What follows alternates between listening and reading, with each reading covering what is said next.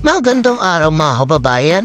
Isa na namang masarap na pagkain ng ating titimosab. Isa itong sikat na pagkain na mga Batanggenyo. Ito nga ang Gotong Batangas. Tara, ating sinsayin itong bagong gotohan din sa barangay Poblacion C sa likod lang ako ng refill gas station.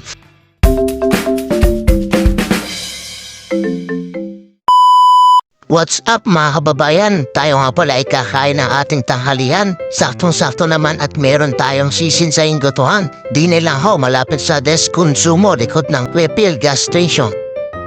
Akin yan nakita yung tarpaulin na pamawa goto overload.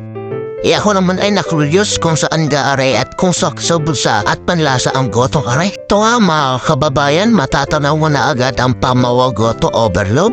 Ito nga palang kain ng aray ay pagmamayari ni Sir Arbic Ilagan. Hero, itong gotohan nila ay babago lang ho.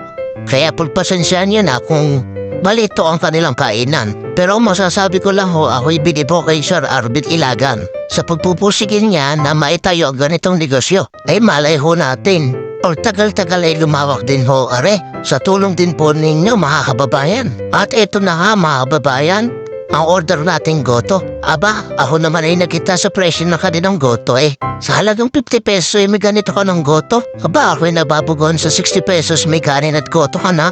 Ay so kumasubol sa Pagdating din sa lasa ay ayos din Yung karne aba naman ang lambot, may atay pa at bituha. Pagkaasulit naman talaga nere. Ay, mauulit ka naman talaga din Siya mga kababayan, kung napapaibig ay sinsay na din Ating suportahan ang masisipag nating kababayan din sa bayan ng Rosario, Batangas. Mga kababayan, huwag niyo naman kakalimutan mag-like, mag-comment, mag-share na ating video. Pakipalo din naman po na ating account at page. Maraming salamat hanggang sa muli mga kababayan. Bye-bye!